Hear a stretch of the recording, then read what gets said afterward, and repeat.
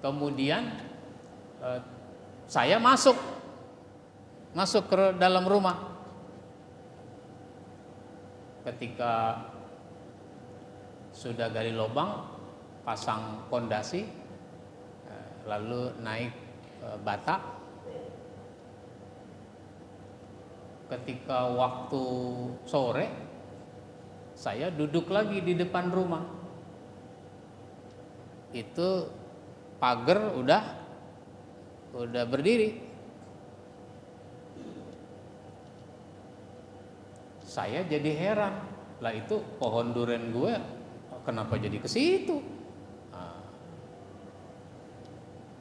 Mau dikomplain nggak enak, karena pagi tadi sama-sama ngukur, nggak dikomplain ini pohon durian gue kenapa jadi ke situ? Akhirnya ya sudahlah. Maka dia namanya melampaui hak milik. Gak boleh itu begitu.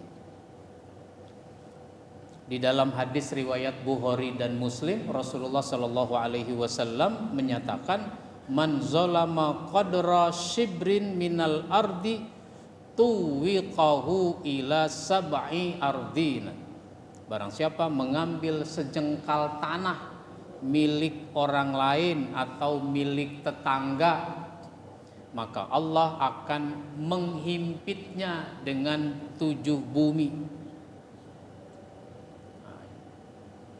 Nah, sejengkal saja jangan, apalagi sehektar, apalagi sekampung, apalagi sepulau. Main ambil aja tanah orang, dikuasai. Sejengkal aja jangan. Tapi kan kasus-kasus banyak terjadi, di mana orang suka mengklaim tanah orang yang bukan miliknya. Dia bikin sertifikat, dapat juga lagi bikin sertifikat. Kenapa? Bisa nyogok. Bayangkan, sebidang tanah sertifikatnya ada 2, ada 3. Nah, yang mengklaim bahkan dia punya sertifikat itu dikomplain sama yang punya tanah. Pak, ini bagaimana sih kok tiba-tiba Bapak pasang papan tanah ini milik Bapak, padahal itu tanah saya. Saya nggak mungkin Pak pasang papan tanah ini milik saya kalau bukan milik saya. Itu tanah saya punya sertifikat. Saya juga punya sertifikat. Akhirnya apa? Digugat ke pengadilan. Polisi bisa disogok, jaksa bisa disogok, hakim bisa disogok, panitera bisa disogok. Menang dia perkara, sehingga tanah itu seolah-olah menjadi tanah dia. Makanya di surat Al-Baqarah ayat 188 itu disebutkan, wala ta'kulu amwalakum bainakum bil batil. Jangan kamu makan harta di antara kamu dengan cara yang batil, dengan cara yang tidak benar. Wa tudlu biha ilal hukam. Apalagi kalau kamu sampai membawanya kepada hakim, diperkarakan ke pengadilan. Saya pernah mengatakan bahwa orang kalau ke pengadilan itu belum tentu cari keadilan, tapi kadang cari pembenaran. Karena tadi itu hakim bisa disogok. Litakulu fariqam min amwalin nasi bil ismi, biar supaya kamu bisa makan harta orang dengan cara berdosa. Wa antum ta'lamun, padahal kamu tahu bahwa itu bukan punya kamu. Makanya mufassir mengatakan, ahli tafsir mengatakan, keputusan hakim tetap tidak menghalalkan sesuatu yang memang tidak halal. Enggak jadi halal hanya karena ada keputusan hakim. Nah, jadi dengan tetangga jangan suka mengambil melampaui hak miliknya. Lalu yang keempat, dengan tetangga itu kita harus menutup aib. Kita ini kan paling dekat sama tetangga. Kadang-kadang kalau lagi ngomong suaranya nyampe ke rumah kita. Apalagi rumah-rumah petak kontrakan. Emang temboknya satu. Temboknya satu. Terus ada ventilasi lagi. Ada lubang. Dia ngomong kedengeran di kita. Kita ngomong kedengeran di dia. Lah kalau ribut biasanya ngomongnya pelan apa kenceng? Ngomong dengan suara biasa aja kedengeran, apalagi kalau ribut dengan istri,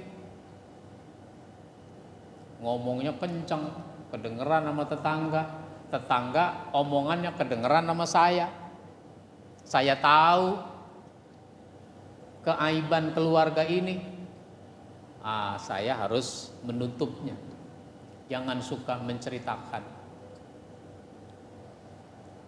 Dalam hadis Bukhari dan Muslim disebutkan seorang hamba yang menutupi keperluan atau aib orang lain di dunia, maka Allah akan menutup aibnya di akhirat. Kalau orang suka nutup aib di dunia, ditutup aibnya di akhirat. Sebab apapun yang kita lakukan itu ada rekamannya. Ada rekamannya yang nanti akan dibeberkan dalam kehidupan akhirat. Dibuka semua dalam kehidupan akhirat. Bumi di mana kita pijak itu menyimpan data kita. Apapun yang kita lakukan, bumi ini tahu. Nanti pada hari akhirat, pada hari kiamat, itu bumi akan menceritakan apa yang dia simpan itu. Makanya ada surat Al-Zalzalah, Iza zulzilatil ardu zilzalaha. Lah itu ada ayat yauma izin tuhaddisu akhbaraha. Pada hari itu bumi akan menghabarkan, memberitakan, membuka apa yang tersimpan pada dirinya. Tapi kalau dia suka nutup aib, itu nanti ditutup oleh Allah. Keaiban yang ada di bumi itu ditutup, nggak diceritakan. Lalu dengan tetangga bagus kita mengatasi kesulitan. Jadi kalau tetangga lagi ada kesulitan, kita mengatasi kesulitannya, kita bantu. Di dalam hadis disebutkan, tidak beriman kepadaku orang yang dapat tidur dengan perut kenyang, sementara tetangganya kelaparan, padahal dia tahu.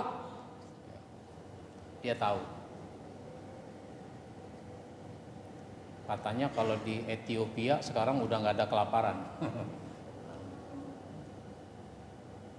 Di Ethiopia nggak ada kelaparan. Bahkan dia melebihi negara kita dalam soal penyediaan pangan. Kalau kita impor, kalau dia bisa ekspor. Padahal dulu Ethiopia itu kelaparan, ada orang mati gara-gara lapar. Sekarang luar biasa. Berapa hari yang lalu saya mendengar informasi di radio bahwa Bulog akan membuka agen di Kamboja, biar supaya Kamboja enggak jual beras ke negara lain, jadi jual beras ke Bulog aja. Itu nanti akan dibuka agen di sana, menurut informasi di radio.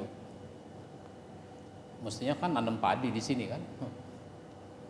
Tanah masih luas. Apalagi sekarang orang kreatif, bertani aja kreatif.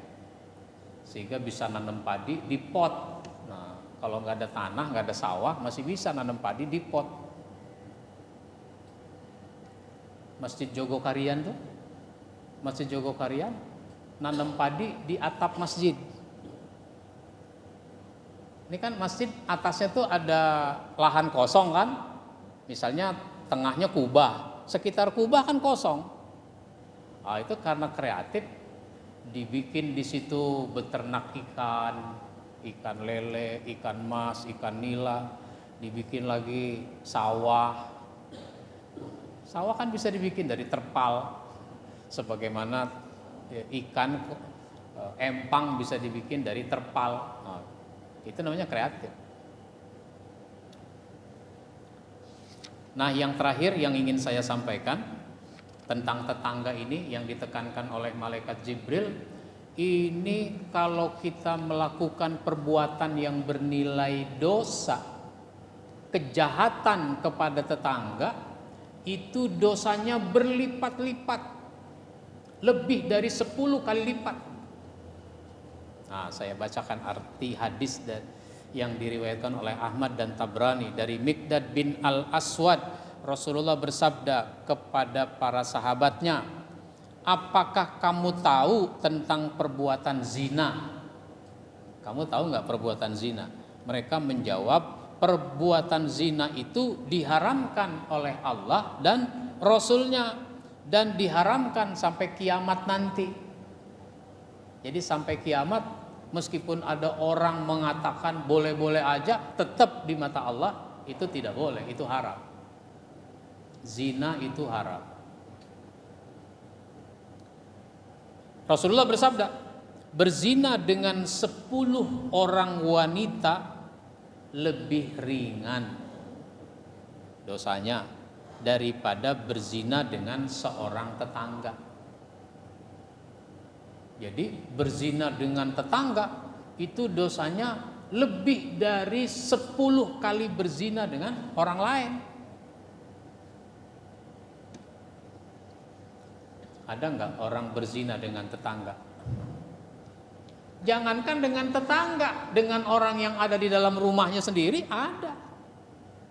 Di dalam rumahnya dia berzina dengan anggota keluarga. Ada bapak menzinahi anak tirinya.